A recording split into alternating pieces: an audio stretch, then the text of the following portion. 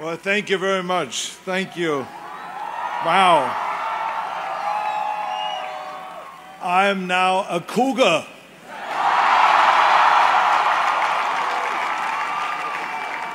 Whose house? Whose house? Whose house? And let me try that, huh?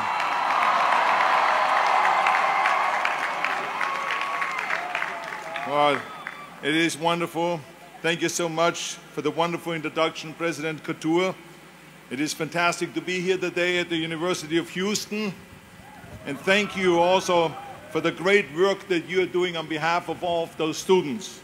Let's give a big, big hand for the wonderful work that your President Couture is doing here at the university.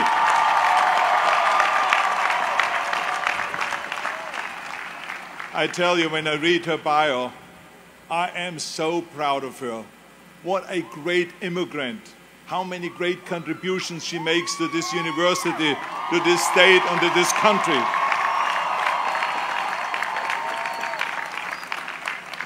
When I heard that she was the first Indian immigrant to lead a comprehensive research university in the United States, I said to myself,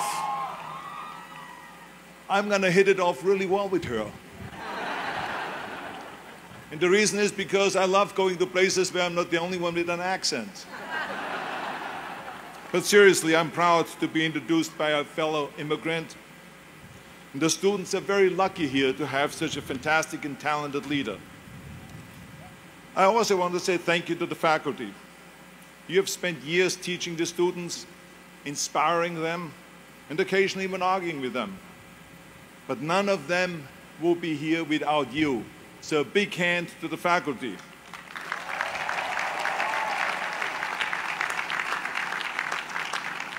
And finally, I would like to say thank you to the parents and to the families that are here today. You shaped the students from the beginnings of their lives, way before they became proud cougars. You have been there for them and every step of the way, giving them advice and giving them affection and love and pushing them along, and probably sometimes even worried about them. But thank you very much for all the great work that you have done. Let's give the parents and the families a big hand of applause. And now to the students. Now this is a big day for all of you. And I know some of you are going to say, wait a minute, this is our day. Why is Schwarzenegger thanking everyone here in Houston? When is he going to get to us? Well, first of all, congratulations to all of you. I know that it took a huge vision, great vision, and a lot of work and a lot of studying, and there's no one that can study for you. You have to do that yourself. So I just want you all to know that I am very, very proud of all of you. Thank you for the great work that you have done.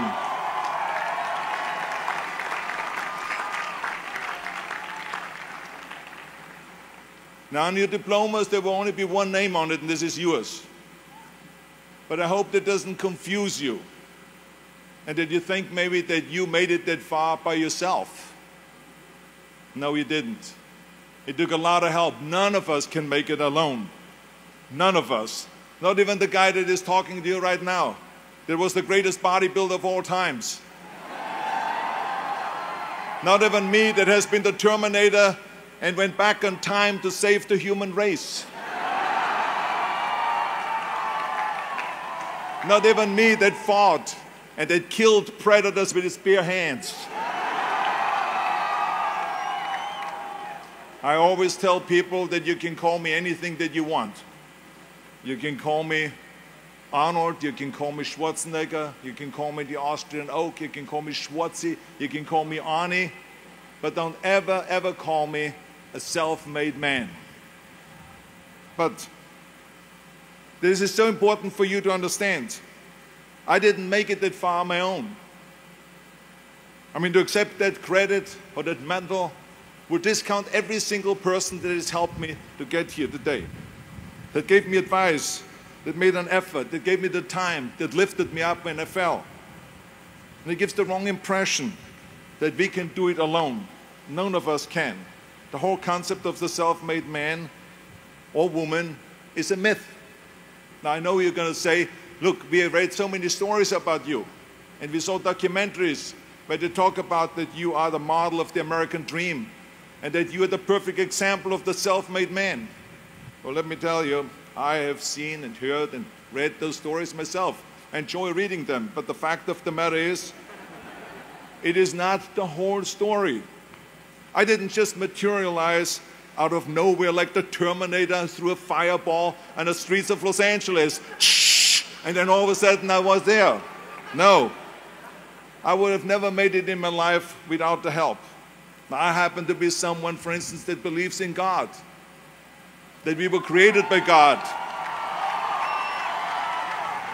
But let's assume for a second that you're not into that, then you must also believe in or at least believe in a biological aspect, that our parents created us.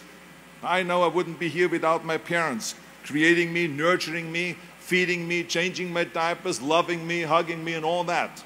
And then later on, when I went to school, there were the teachers, and then there were the mentors, the coaches, and then my mother was there in the afternoon helping me with my homework and with tutoring.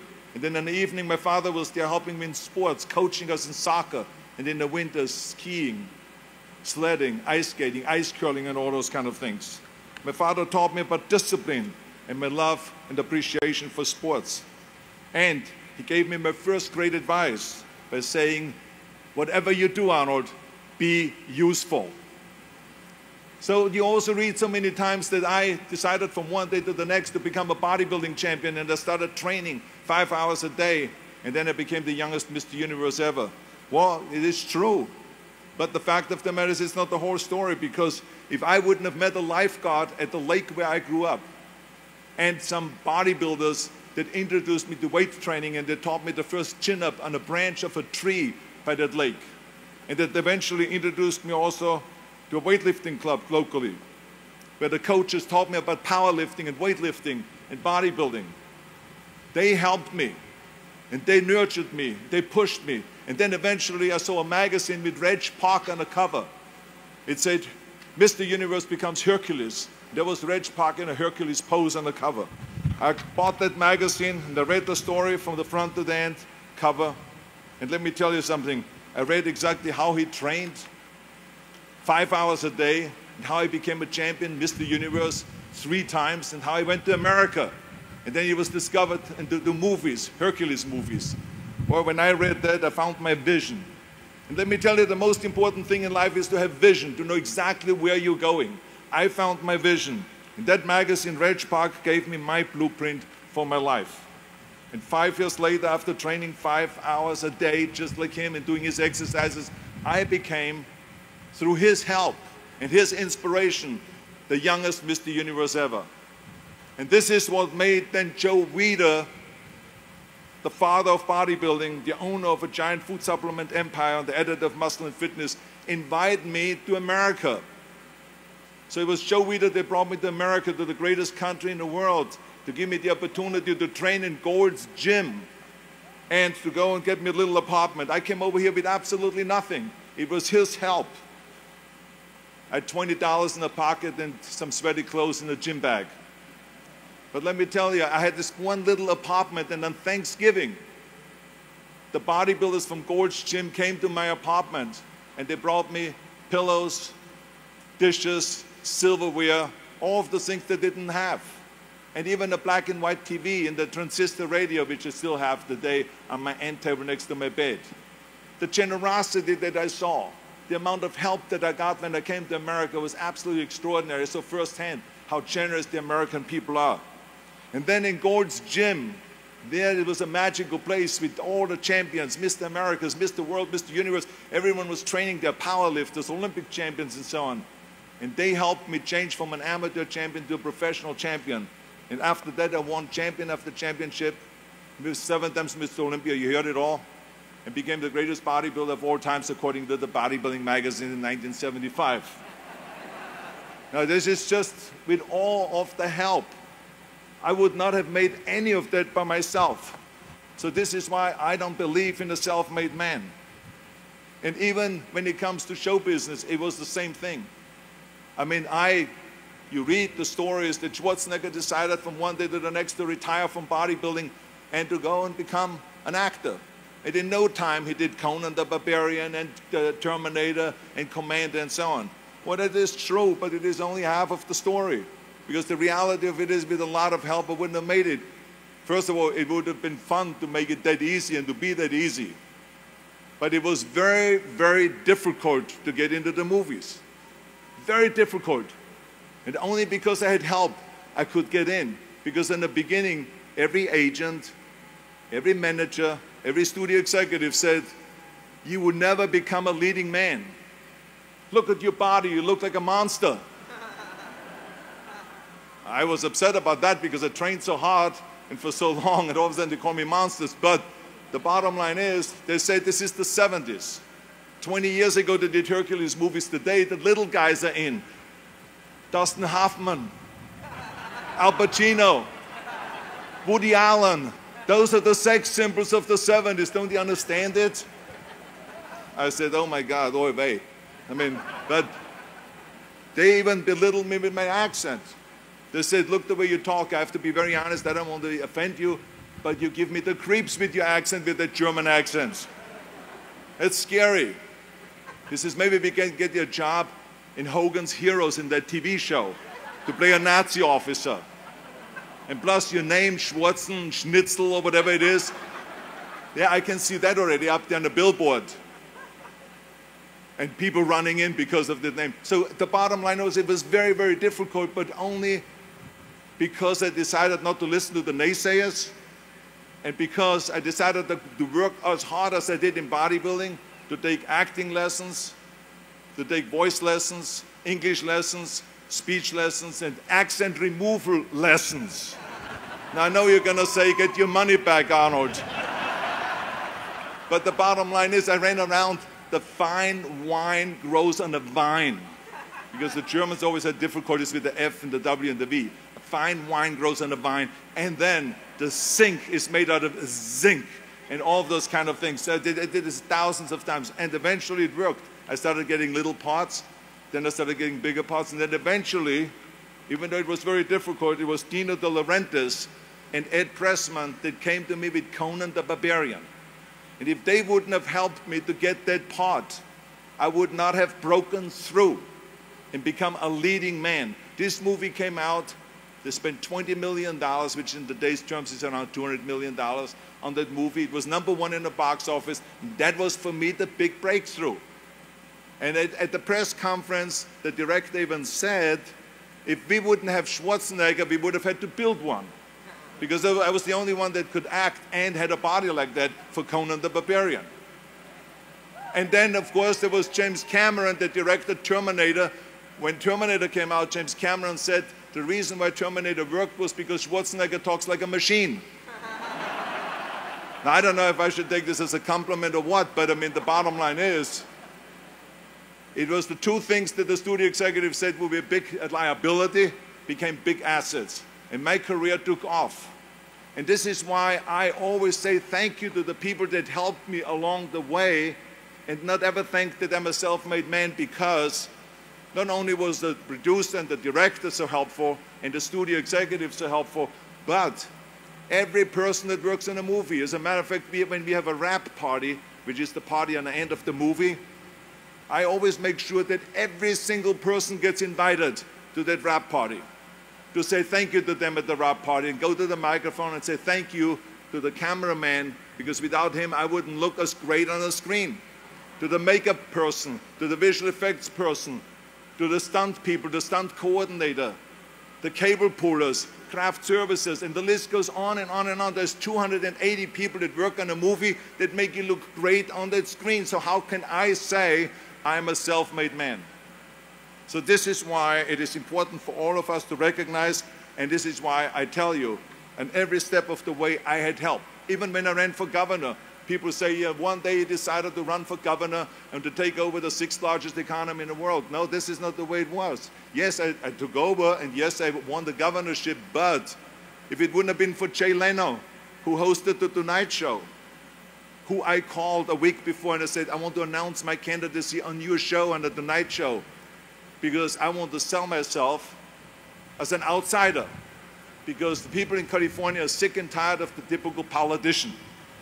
So he said to me, and he was a great friend, he says, yes, I'm going to help you with that.